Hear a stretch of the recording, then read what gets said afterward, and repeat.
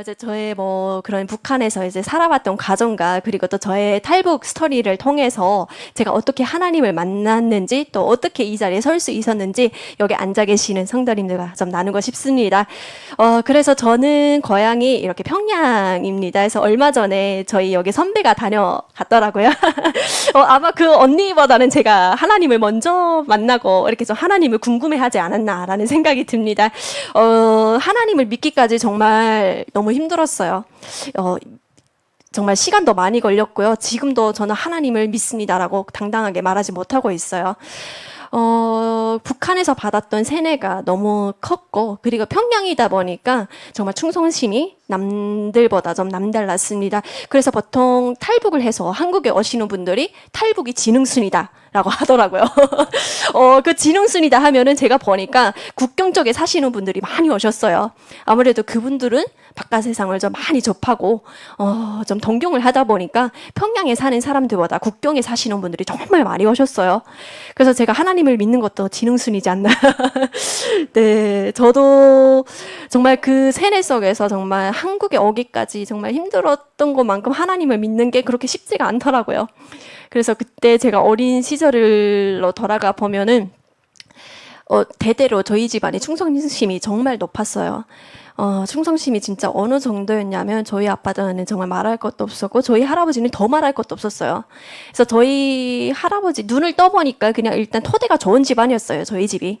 그래서 보니까 저희 친할아버지는 김일성이 그 전화 접견을 했던 사람이라서 그 되게 대단한 분이라서 그 할아버지가 근무했던 거기가 모란봉 구역이라는 군산관리국이었어요. 거기 딱 들어가게 되면은 할아버지 사진이 딱 걸려 있었고, 되게 자랑스러웠죠. 김일성이 만난 것만 해도 뭐 전화를 받았다 이런 것만 해도 북한에서는 정말 자랑스럽고 영광이었기 때문에 눈 떠보니까 할아버지가 되게 대단한 분이시더라고요. 그리고 작은 할아버지가 김정일이 그 비행기 그 1호 조종사였어요. 근데 한국에 와서 보니까 제가 이거 지금 처음 오픈을 하거든요. 근데 한국에 와서 보니까 김종일이가 그 고소공포증이 있어서 비행기를 못 탔다고 하더라고요. 근데 제가 작은 할아버지 집에 갔을 때는 김종일이랑 비행기 앞에서 단둘이 사진을 항상 찍었었고, 저희 작은 할머니는 그 김정일 그 비행기 안에서 그 음식을 담당했던 분이셨어요. 그래서 저는 되게 좀 한국에 와서 김정일이가 고소공포증에 있어서 비행기를 못 탔다라는 말이 되게 좀 놀랍더라고요. 왜냐하면 항상 가면 할아버지 집에 사진이 걸려 있었기 때문에 김정일이가 비행기를 못 탄다 이거를 상상도 못 했었죠. 그래서 그런 집에서 제가 성장을 했고, 그래서 집이 되게 좋았어요. 좋은 집에 저희가 살고 있더라고요. 그래서 거기서 태어나서 이렇게 성장을 쭉 하던 과정에서 저 아버지한테 할아버지가 돌아가고 나서 아버지는 물려받은 게 집밖에 없었어요. 할아버지한테. 그리고 할아버지가 돌아가시니까 뭐 공급이라는 것도 다 끊기고 아무것도 없었죠. 그래서 저희 아버지는 간신히 할아버지 그 직업 덕분에 그 자리 덕분에 그래도 이제 직업을 좀 온전하게 구해서 직장을 출퇴근하고 하셨지만 집에는 늘 쌀이 부족하고 먹을 게 부족했어요. 평양이었지만. 그래서 저는 이제 늘 좀 배불리 고기를 좀 많이 먹는 게 소원이었었거든요. 어릴 때부터. 근데 고기를 그렇게 넉넉하게 살 수 있는 형편이 저희 집이 안 되더라고요. 공급이 없으니까 일단. 그래서 저는 평양이다 하면은 그래도 공급이 많지 않나라는 말씀을 많이 하시던데, 공급이 거의 쌀이나 뭐 그런 것도 다 끊겨가지고 정말 어렵게 하루하루 이렇게 생계를 유지해 갔어요. 그래서 저는 어릴 때 꿈이 있었는데 꿈을 포기했어요. 그래서 어릴 때 제가 꿈이 그런 예술 부분에 가서 그런 이제 김종일이 앞에서 그 노래하고 막 모란봉악단 이런 데에 서서 노래하고 춤추고 하는 게 저의 꿈이었거든요. 왜냐하면 유일하게 북한에서 성공한다 하면은 그 자리까지 가는 게 제일 성공이라고 생각을 했어요. 그래서 내가 열심히 노력을 해서 우리 부모님을 좀 행복하게 해드려야 되겠다라는 생각을 했는데, 그러려면은 제가 어릴 때부터 준비를 해야 되잖아요. 그래서 그때 제가 금성학원을 가려고 시험을 보러 갔는데, 딱 갔어요. 근데 거기가 이제 만경대 구역이었어요. 근데 되게 좀 매진 곳이거든요. 만경대 구역이. 거기 한번 들어가려면은 대중교통을 타야 되는데 대중교통이 거기는 다 끊겨서 되게 잘 안 다녔어요. 평양에서는. 평양에서 그래도 뭐 그런 지하철이나 버스 이런 게 좀 잘 되어 있는 지역이 있는데 이 금송학원이 있는 지역이 대중교통이 너무 안 되어 있어요. 그래서 어릴 때 정말 혼자 이렇게 거기 학원에 시험을 보겠다고 막 이렇게 가방에다가 막 도시락 싸서 시험 보러 혼자 다니고 막 그랬거든요. 근데 제가 거기를 몇 번 이렇게 드나들다 보니까 내가 여기서 못 다니겠구나라는 생각을 어린 나이에 빨리 했어요. 11살 때. 왜냐하면 딱 그 11살 때 제가 시험 혼자 보면서 다니는데 엄마가 저한테 우리 집에는 너같이 그렇게 예술을 할 수가 없다고 돈도 없거니와 너를 뒷바라지 할 수도 없고 그리고 대대로 우리 집에는 공부 잘하고 뭐 똑똑한 사람들은 있었지만 너같이 이렇게 이상하게 예술하겠다는 사람은 없었다. 너가 아무리 100% 노력을 해도 될 수가 없다. 엄마가 그러시는 거예요. 그래서 저는 그 말에 좀 너무 화가 나더라고요. 그래서 나는 그렇게 하고 싶은데 그래서 제가 혼자 다니고 했죠. 근데 거기 금성학원에 가보니까 아이들이 일단 뭐 쭉쭉 빵빵 그냥 키 크고 이거는 떠나서 이 아이들이 어떻게 출퇴근을 할까 너무 궁금했어요. 이 아이들이 도대체 대중교통이 없는데 그렇게 어리고 거긴 유치원 반부터 있거든요. 어떻게 다닐까 하고 딱 보니까 유치원 반에 다니는 아이들이 벤츠를 타고 출퇴근을 해요.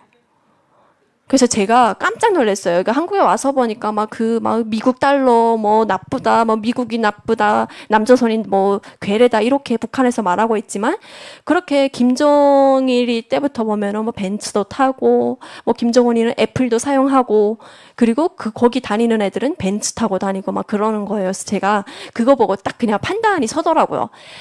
내가 여기 있는 아이들이랑 어울릴 수 없겠다 생각을 하고 거기서 이제 제가 꿈을 포기를 합니다. 꿈을 포기를 하고 일반 고등학교 다니면서 이렇게 성장을 하는데 늘 그 옷가라는 것에 제가 뽑혀 다니더라고요. 그 옷가라고 하면은 북한에서 기쁨조거든요. 그래서 그 북한의 기쁨조로 제가 계속 어릴 때부터 뽑혀요. 근데 제가 원하지 않았어요. 원하지 않는데 계속 뽑혀요. 그렇게 뽑히면서 제가 키는 얼마나 컸는지, 얼마나 성장했는지 이런 것도 보면서 다니고 막 그랬는데, 북한에서 제가, 그 집에 항상 있으면은 늘 무서웠어요.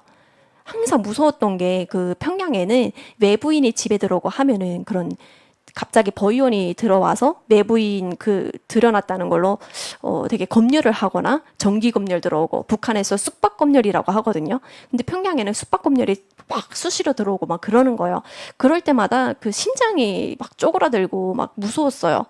그럴 때마다 제가 너무 무섭고 어린 나이에 항상 쫄아있고 막 그래서 오늘은 저희 집에 제발 아무 일도 일어나지 않게 해주십시오 하면서 하늘을 보고 하늘님 하면서 그때부터 제가 말을 했어요.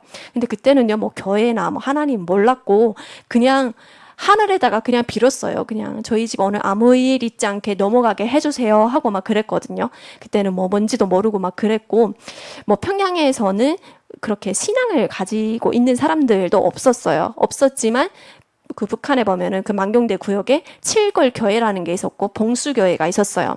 그래서 거기를 항상 지나다닐 때마다 저는 궁금했어요. 저 교회들은 왜 존재할까라는 생각을 하면서 뭔가 역사적인 건물인가? 그래서 보존을 하는가 싶었어요.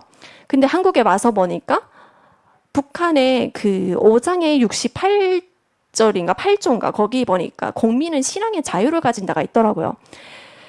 북한에도 헌법이 존재한다는 거에도 제가 충격을 받았는데 거기다가 그런 신앙을 가질 수 있다 이런 그 헌법 내용 그 문구를 봤을 때 되게 놀랍더라고요. 북한에 이렇게 자유가 있지만 억압을 받고 있구나라는 생각을 했고 평양에는 좀 미신을 점쟁이 미신을 많이 믿거나 좀 불교를 좋아하는 사람들이 많았고 그리고 제가 나중에 성인이 되어서 캄보디아로 나갔거든요. 그때 거기서 일하던 사장도 불교였어요. 그래서 저는 그 불교가 가지고 있다 해도 북한에서는 걸리게 되면은 뭐 처형이 되거나 그럴 수도 있기 때문에 그런 이제 자유가 없었고 억압을 항상 받았죠. 그렇게 성장을 하고 이제 제가 좀 어느 날 뭐 옷가도 뽑혀 다니고 그리고 또 뭐 다양하게 그 북한에 무슨 뭐 육가요, 무력부 억가요, 뭐 다양한 억가가 진짜 많았어요. 거기를 진짜 다 뽑혀서 다녔거든요. 다니다가 어느덧 제가 17살이 됐어요. 17살이 되니까 너도 나도 대학 간다 하고 북한은 17살이 성인이 되니까 그때 이제 시민증을 가지거든요. 시민권을 가지고. 그래서 그때 많은 친구들이 대학을 간다고 막 그래요. 그래서 저도 이제 대학을 가야 되잖아요. 그래서 그때 대학 준비를 저도 해요. 그래서 저한테 맞는 게 뭐가 있을까 하는데 계속 저는 뭐 억가 쪽으로 뽑히거나 막 그래요. 근데 제가 원하는 건 아니었거든요. 그래서 뽑혀 다니고 그리고 또 거기 뽑히게 되면은 또 신체 검사도 하고 그러니까 신체 검사를 한다는 거는 정말 최종에 가기 전에 신체 검사를 하거든요. 이제 뭐 신체 검사 하게 되면은 정말 저도 모르게 막 끌려가서 막 산부인과 검사라는 것도 난생 처음 해보고 그때는 그냥 강제로 그냥 시켰어요. 그래서 뭔가 거기에 응하지 않고 따르지 않게 되면은 뭔가 반동분자로 몰아가고 부모님에게 피해가 갈까봐 늘 그게 어린 나이에 어릴 때부터 부모님 마음이 진짜 막 컸거든요. 내가 잘못하면 부모님에게 처벌이 가겠다 이런 생각으로 막 끌려다녔어요. 그러던 과정에서 이제 저희 집은 살림이 이제 점점 생활 형편이 어려워지고 그러면서 저희 집에 남은 게 뭐가 있을까요? 할아버지가 물려준 집밖에 없었어요.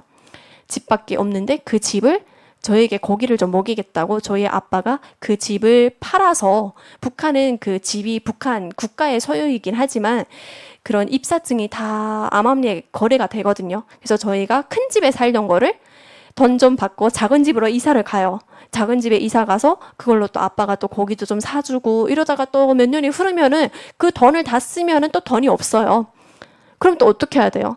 그래서 또 작은 집으로 이사를 가요. 반지하러 갔어요. 그 다음에 반지하러 가서 또 이렇게 그 밑돈을 좀 받고 그 돈으로 또 고기도 좀 사주고 그냥 그 고등학생인데도 그냥 뒷바라지 하는 거예요. 그렇다고 옷은 좀 입어야죠. 옷도 입어야 되니까 아빠가 그걸로 또 돈 뭐 옷도 사주고 그러다가 또 힘들어집니다. 그 다음에 또 팔아야죠.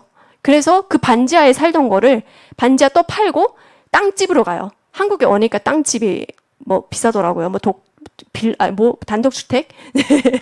단독주택이라고 뭐 좀 비싸서 살 수 없더라고요. 근데 북한에서는 땅집이 되게 쌌어요. 작기도 하고 벌레도 많고 정말 콧구멍 같은 방에 아빠, 엄마, 그리고 저, 그리고 또 다른 뭐 가족들도 있었어요. 거의 그 콧구멍 같은 방 안에 한 7명이 살았어요. 7명이 함께 살고 그런 환경에서 제가 성장을 하니까 도저히 제가 너무 힘들더라고요.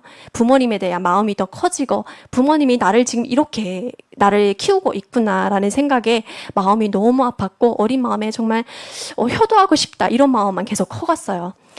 그래서 저는 옷가에 가는 것도 원하지 않았고 옷가에 가게 되면은 제가 부모님한테 효도를 할 수가 없는 거예요. 옷가에 가게 되면 10년 동안 돌아오지 못해요. 돌아오지 못하고 그때 평양시에 소문이 돌았던 게 옷가에 뽑혀서 가면은 그 예쁜 아이들이 여자애들이 돌아오지 못하고 계속 전사증이 날아온대요.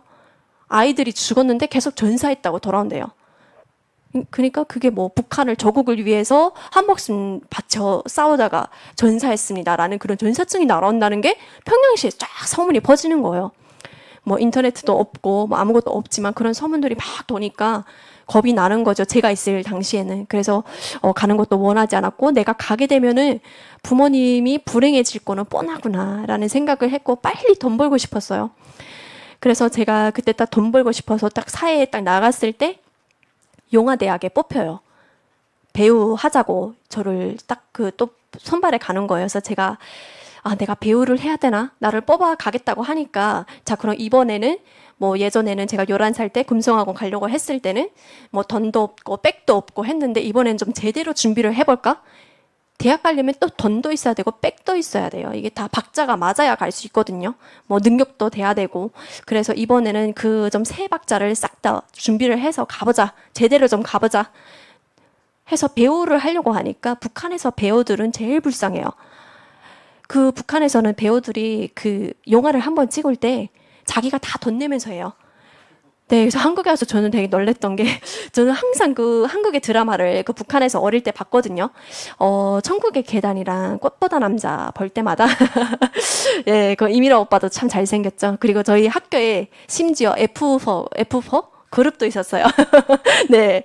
그 드라마를 보고 또 그 영향이 학교에 쫙 다 퍼져가지고 매 학교에 너희 학교의 F 그룹은 누구야? 막 그랬어요. 그 정도로 막 학교에 막 그룹 지어서 다니는 친구들도 있었고 심지어 그 F4가 여자들이었어요. 그 여자들이 F4가 돼가지고 똑같이 한국 드라마를 똑같이 남자들 헌팅하고 다닙니다.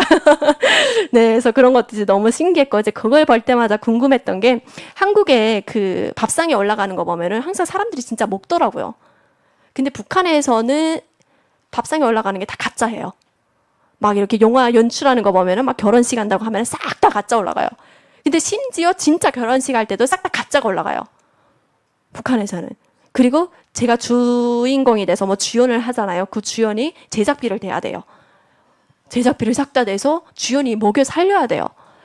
그래서 제가 아무리 생각해보니까 그것도 너무 불행해.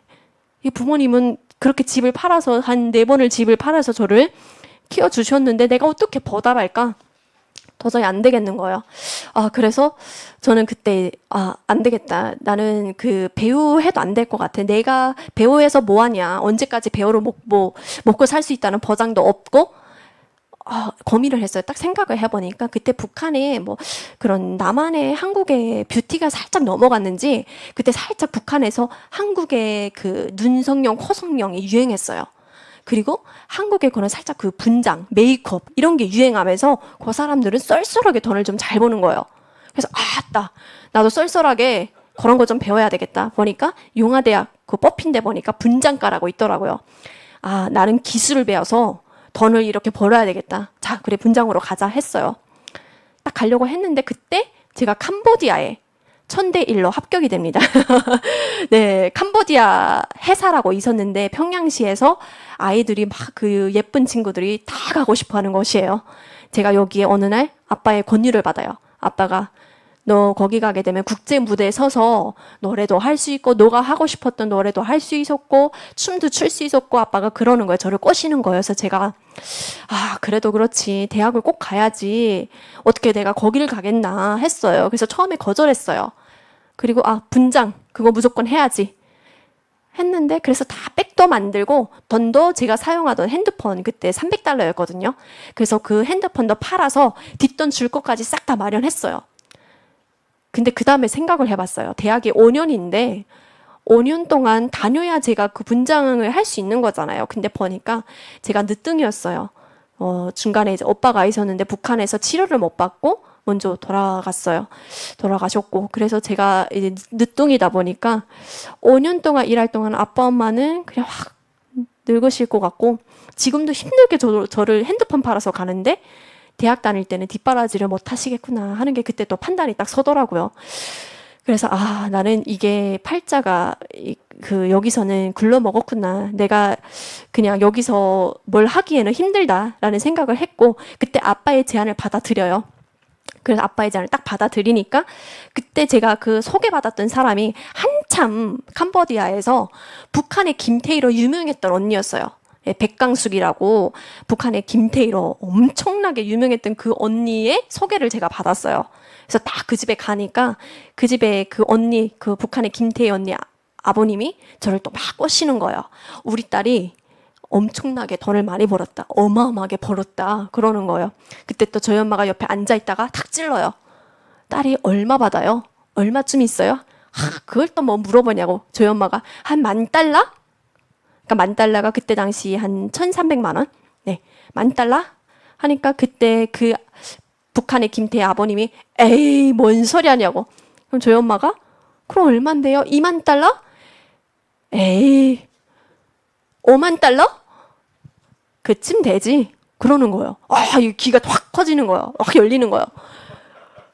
왜냐면 그때 이제 저희 평양에서는 $10,000면은 좋은 집 샀거든요. 그때서 학교 다닐 때는 야, 저 친구 $10,000 집에 산대. 야, 저 친구 $10,000 집에 산대. 막 이랬었거든요. 그래서 나는 진짜 $10,000 사고도 직업도 구하고 대학도 갈 수 있겠구나. 내가 원하는 건 다 할 수 있겠다. 그때 귀가 확 커집니다. 그래서 해외 식당을 나가기로 결정을 하는데 해외 식당 뭐 당을 위해서 충성을 하겠다라고 말은 포장해서 하지만 실제로는 돈을 벌기 위해서 지원을 합니다. 그리고 이제 가끔 어떤 친구들이 콧바람 쐬러 나가고 싶어서 나간다 그래요. 근데 그거 싹 다 거짓말이고 진짜 돈 벌러 나가요 다. 그래서 그때 나는 돈 좀 많이 벌어 와야 되겠다 생각을 하고 그때 그 캄보디아 회사에 딱 면접을 갔는데 깜짝 놀랐어요. 면접 보러 가니까 정말 평양시에 그렇게 예쁜 친구들이 얼마나 많은지 깜짝 놀랐어요. 그래서 야 정말 예쁘다, 정말 곱다, 야 속으로 엄청 주눅이 드는 거예요. 저는 진짜 17살 졸업하고 가다 보니까 그 고등학생 치마에다가 그 북한의 그 편리아라는 신발을 입거든요. 그 국산제라 해서 북한 되게 그 한심한 그 고무로 만든 신발이 있는데 네, 그 고무 신발을 딱 신고 그리고 제가 뭐 화장이라는 거 해봤겠어요. 고등학생이니까 새까맣게 하고 갔어요. 그래서 갔는데 화장들 어디서 받고 왔는지 그 북한에서 진짜 유명한 뭐 어디 그 남조선 드라마 보고 다 배우고 한 건지 다 예쁘게 하고 온 거예요. 막 그냥 얼굴에서 막 광이 막 나고 막 그러는 거예요. 그래서 제가 너무 속상하더라고요. 근데 저는 갔는데 저는 혼자 왔어요. 엄마랑은 너가 뭐가 되겠냐 항상 이렇게 좀 뒤에서 막 그랬어요. 그게 좀 너무 저는 마음이 안 좋더라고요. 가보니까 뭐 엄마 아버지 막 그 좋은 차 다 끌고 와서 그 캄보디아를 나가겠다고 막 그러는 거예요. 그런 데서부터 엄청 이렇게 막 쪼그라드는 거죠. 그래서 나는 안 됐다 생각을 하고 그때 막 10명씩 들어가서 테스트를 해요. 근데 그때 보니까 뭐 얼굴만 예쁘겠어요? 그 테스트하는 그 사장이 여자 사장이었거든요. 그 사장 앞에서 막 아야 그 한국 춤을 추고 난리 났어요. 그 합격이 되겠다고. 그래서 제가 와 나는 이게 할 줄 아는 게 없는데 어떡하지? 그리고 막 정말 걱정을 했어요. 근데 그때 그 요 사장이 저한테 너는 뭐 준비했냐라고 물어보는 거예요. 그래서 제가 그때 노래를 조금 그냥 할 줄 안다 해가지고 제가 노래만 한 곡 살짝 불렀어요. 그러니까 너는 그냥 노래하지 말고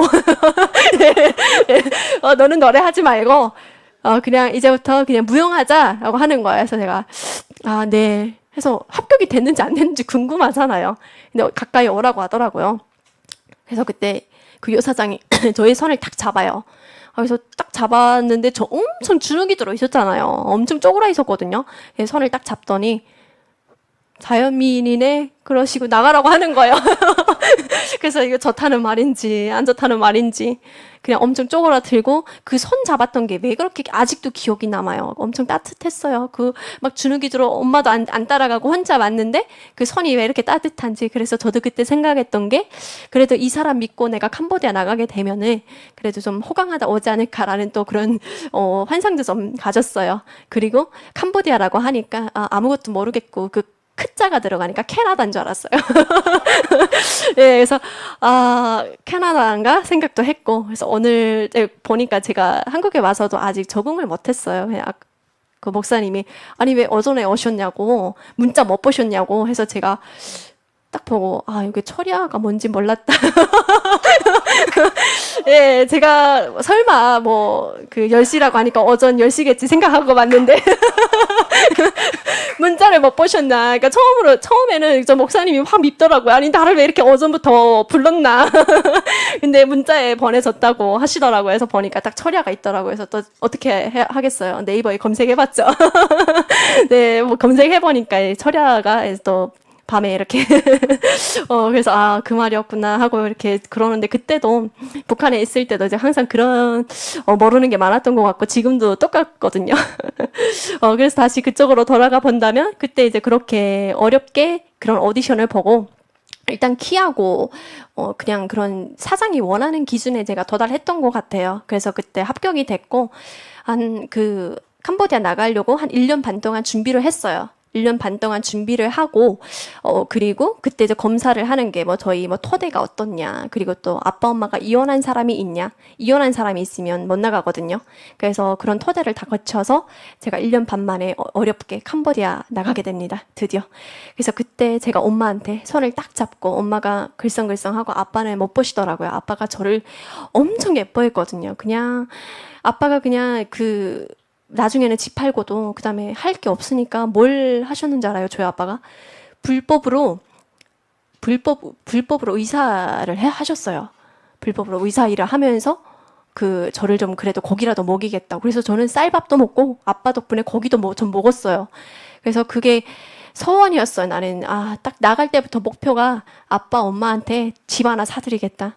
그렇게 집 팔고 했으니까 하나쯤 마련해 주자 생각하고 그때 엄마 손 딱 잡고 17살에 제가 뭘 알겠어요. 그때 18살이네요. 그때 손 딱 잡고 엄마 그냥 괜찮아. 그때 저희가 3년 계약했거든요. 3년 금방이야. 금방 딱 지나가니까 걱정하지 말라고 엄마 딱 손잡고 얘기를 하니까 엄마가 또 울음을 참으시더라고요.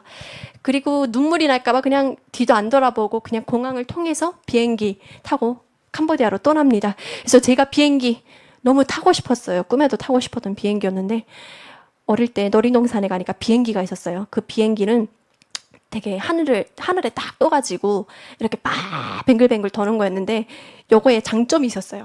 그 하늘에서 확 도니까 얼마나 시원해요. 재미있잖아요. 거기에 총으로 쏘는 거 있었어요. 빵빵 빵빵. 앞에 딱 비행기를 쏘면은 그 비행기가 확 밑으로 내려가요. 와, 신나더라고요. 어릴 때 그거 타니까. 그래서 진짜 그런 비행기인 줄 알았어요. 그래서 그 거류항공에 가서 비행기를 탔는데 엄청 덜렁덜렁하고 다시는 안 타고 싶더라고요. 그리고 하늘에 올라가니까 귀가 그렇게 아프더라고요. 그래서 깜짝 놀랐어요. 그래서 그런 다시는 안 타고 싶은 비행기를 타고 캄보디아 가서 일을 하게 됩니다. 제가 생각했던 해외가 아니더라고요. 가자마자 냄새도 나고 덥고 나는 그때 생각했어요. 나는 잘못 나왔다. 내가 판단을 또 잘못했구나. 여기는 해외가 아니었어. 그래도 해외라고 하면 삐까번쩍할 줄 알았는데 그런 게 하나도 없더라고요. 거기다가 또 관광지 시엠립이라는 곳에 가서 엄청 뭐 제가 생각하고 있던 막 파리의 거리라 생각하고 외국인들이 다 걸어가고 막 그리고 유럽 사람들도 볼 줄 알았는데 전혀 그런 게 아니더라고요. 그래서 이거 어떡하지? 내가 어떻게 여기서 3년을 기다리지? 그 다음부터 울기 시작합니다. 진짜 엄마를 못 보는구나. 3년 동안. 매일 울었어요. 한 거의 6개월 동안 힘들더라고요. 막 언니들이 그냥 모사리하고 막 그리고 무용을 제가 했다고 했잖아요. 막 그 성인이 된 18살인데 제가 그냥 막 맞으면서 무용을 배워요, 언니들에게. 그리고 막 북한은 그 장구춤이랑 뭐 이런 서도구가 항상 선에 있어요. 언니들이 이 서도구를 그냥 무용할 때 쓰라는데 동생들 때려요, 이걸로. 그냥 빡빡 때리고 공연하고 들어오면은 그냥 남조선 사람들 앞에서 실수했다고 그렇게 싸대기를 때리고 막 그러더라고요. 그 상황에서 환경에서 버텨야 됐어요. 막 저고리 입고 한복 입고 예쁘게 밖에서 이렇게 손님들과 대화하지만 그 안에서는 정말 잠도 못 자고 그리고 또 잠을 거의 못 잤어요. 어떤 때는 막 그냥 밤새고 연습하다가 서빙하러 또 내려가고 공연하고 막 하루에 남조선 한국 사람들이 그때 1,500명씩 들어오고 했어요. 관광객들이. 그래서 정신이 너무 없었어요. 그 정신이 없는 데서 막 그 한국 오빠들이 그 갱상도 오빠들이 또 막 놀려요. 그 부산 사투리로 또 가시나요 하면서 또 재미있다고 또 저희가 못 알아들으니까 뭐 재미있잖아요. 막 뭐라고 해요. 그때는 그래도 또 막 그 멘탈이 센 척 울지 않으려고 저한테 장난쳐도 절대 안 울었어요. 그러니까 저 독한 년이 왔다고 저를 그렇게 욕하더라고요. 그래도 그냥 무조건 참고 버틸 때다. 그리고 또 너희 내가 선배가 돼봐라. 수박 한 개도 안 줄 것이다. 서비스가 없다 하면서 내가 여기 살아남아야 되겠다. 이제는 방법이 없구나 하면서 열심히 일을 했고 그때 보니까 저는 그 북한의 김태희라고 했던 언니가 돈을 그렇게 잘 번다 해서 보니까 북한의 부모님들은 속고 계시더라고요. 모르는 거예요. 사장의 말만 듣고 저희는 인편을 주고받는데 인편을 받을 때마다 저희 아빠 같은 경우에는 저한테 편지를 1년 만에 보내셨는데 이렇게 보내셨어요. 아빠 편지를 보는데 언니들한테 매맞다가 편지를 딱 받았어요. 1년 만에. 그 무용으로 싸대기도 맞고 막 이러다가 편지를 받았는데 그냥 눈물이 뚝뚝 흘려가 뭐 너무 쏟아져서 글이 읽혀지지가 않는 거예요. 근데 그 글을 딱 보자마자 너무 실망스러운 거예요. 거기다가 글쎄 조국을 위해서 충성을 다하고 뭐 아버지 장군님께 뭐 그 어긋나는 행동은 절대 하지 말고 선임들이 주는 팁은 절대 반납을 하고 막 이런 것만 써 있는 거예요. 너무 서러운 거예요. 그래서 내가 진짜 이거 아빠의 서식은 하나도 없고 집안이 어떻게 돌아가는지 이 형편을 하나도 알 수가 없는 거예요. 그래서 너무 마음이 안 좋아서 그 편지를 받고 또 이제 밤새 울고 그리고 또 내려와서 서빙하고 이게 반복이었어요. 그래서 제가 이렇게 되면은 나에게 돈이 얼마나 들어올까 하고 딱 통장 저희는 막 사인했거든요. 아마 저번 주에도 와서 같이 일했던 그 수혜 언니가 또 말씀 나누고 했을 것 같은데 이렇게 장부책에다가 얼마 받았다 이렇게 사인만 해요. 근데 제가 2년 동안 다 일하고 사인을 딱 하는데 2년 동안 제가 벌은 돈이 거기에 그 사인 딱 하는데 $2,000가 안 되는 거예요. 2년 동안 일했는데 $2,000 정도면은 그때 당시에 한 240만 원, 250만 원 그 정도밖에 안 되는 거예요. 2년 동안. 거기다 3년 계약했는데 1년이면 들어가야 돼요. 그럼 저는 그 $10,000 집을 살려고 했는데 못 사요. 집도 못 사고 대학도 못 가고 그러는 거예요. 야, 이거 어떡하지 하다가 그때 제가 지점을 옮겨가요. 지점을 이제 관광지에서 시내로 옮겨가면서 그 시내에 가서 제가 열심히 일을 해요. 그때 이제 제가 그 돈을 $10,000라도 어떻게든 내가 모으겠다 싶어가지고 그냥 열심히 일을 해가지고 매출을 1등을 했어요. 매출 매달 1등을 하니까 저한테 사장이 딱 부르더니 $300씩 보너스 주더라고요. 제가 한 달 월급이 그때 $137였거든요. 다른 친구들 다 $137 받는데 1등 했다고 보너스를 $300씩 주기 시작하니까 그 다음부터 월급이 쌓이기 시작하는 거예요. 2년 동안 한 250만 원 모았는데 딱 4년 들어서서는 제가 1,300만 원인가 손에 그 장부책이 1,300만 원이었어요. 그래서 그때 제가 그래도 부족한 거예요. 왜냐하면 그 아파트 사들이고 그다음에 대학 가려면 또 돈이 있어야 되는데 이게 쉽지가 않더라고요. 그래서 제가 어떻게 하면 될까? 여기서 열심히 조금만 더 일을 하자 이런 생각도 했고 그러던 과정에서 제가 그때 또 한국 손님이란 사랑에 빠져요. 예, 그 사랑에 빠지는데 그 손님이 얼마나 달달하고 따뜻한지 확 죽을 것 같더라고요. 손도 못 잡아보고 막 애타는데 그냥 서로 1년 동안 그냥 눈만 봐도 그냥 사랑이 그냥 꿀단지가 그냥 뚝뚝 떨어지고 막 그러는 거예요. 막 애절하게 막 그 안에서 서로 이렇게 사랑을 막 주고받고 뭐 어떻게든 막 아이 컨택 하고 막 그랬어요. 제가 그래서 담당으로 서빙도 하고 막 그랬는데 그때 이렇게 식당에 자주 왔어요. 이제 손님으로 이제 자주 오시고 했는데 매일 점심 저녁으로 왔어요. 그래서 점심 저녁으로 제가 아프다고 하면 죽소 가지고 오고 근데 너무 힘든 거예요. 그렇게 달달하고 따뜻하고 하는데 그 또 뒤에 들어가면은 또 그 북한 식당의 삶은 또 너무 형편이 없잖아요. 막 늦게까지 연습하고. 그래서 내가 이거 어떻게 견디냐 막 이런 생각도 했는데 너무 잘해주니까 계속 마음이 흔들리는 거예요. 그래서 어떻게 할까 막 이러다가 막 진짜 숙소에 올라가서는 살을 꼬집으면서 제가 막 절대 탈출하면 안 된다 막 이런 생각을 했어요. 그러다가 도저히 안 되겠다. 그래서 이 사람을 보니까 그렇게 달달하고 매일 일기장을 써왔는데 좋아한다, 사랑한다, 뭐 어제는 너가 어찌고 저찌고 막 진짜 닭살이 그냥 너무 덥고 소름이 돋을 정도로 막 이렇게 써오는 거예요. 그래서 진짜 남조선 오빠들은 다 이렇게 하는구나. 이렇게 닭살이 돋는구나. 북한에서라면 상상할 수도 없는데 그 무뚝뚝한 아빠를 보다가 아빠가 그렇게 사랑을 주셨지만 아빠 앞에서 저는 다리를 펴본 적이 한 번도 없거든요. 그렇게 무뚝뚝한 아빠를 보다가 이 사람이 얼마나 달달한지 알고 보니까 이 달달한 사람이 갱상도래요. 네, 달달하잖아요, 경상도. 네, 그런 이제 사투리도 있고 이제 또 구수한 그런 사투리에 제가 또 홀딱 반했던 것 같습니다. 그래서 이 사람이랑 이제 탈출하기로 막 얘기도 하고 하는데 방법이 없어요. 늘 북한에 계시는 부모님이 마음에 걸려요.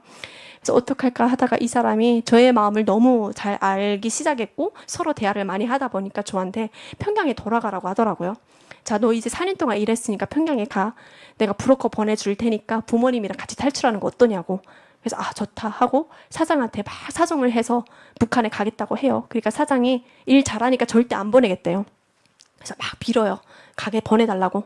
아빠 딱 한 번만 보고 싶다 하니까 사장이 일 잘하니까 2002년도에 북한 식당이 생겼는데 그때까지 휴가를 보낸 사람이 한 명도 없어요. 근데 저 그때 최초로 너 휴가 그럼 아빠 보는 걸로 그냥 아빠가 아파서 한번 다녀오는 걸로 구실을 만들어줄게. 갔다 와 하면서 왕복 비행기를 끊어주더라고요.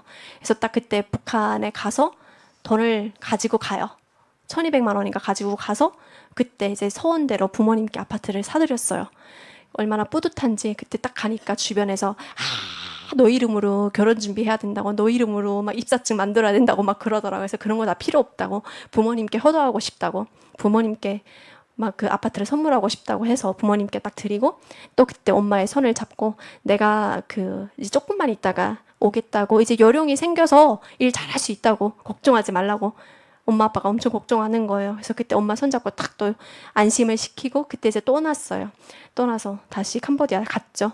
갔는데 제가 부모님을 그렇게 좀 설득을 해보려고 하니까 설득이 안 되더라고요. 부모님이 저는 그래도 해외에서 이제 알아버린 거예요. 알아버리면 고통스러워요. 알아버리니까 제가 평양에 못 있겠더라고요. 근데 부모님을 설득하려고 하니까 부모님은 이미 그 평양의 생활이 만족스러워요. 본인들이 고통을 받고 계시는 거를 모르시더라고요. 그래서 제가 부모님을 설득을 하지 못하고 다시 캄보디아 나가서 그때 다시 탈출 계획을 세우려고 했어요. 근데 딱 보니까 예전에는 제 주변에 3명이 감시를 했다면은 평양 다녀온다면은 한 6명이 저를 감시하는 거예요.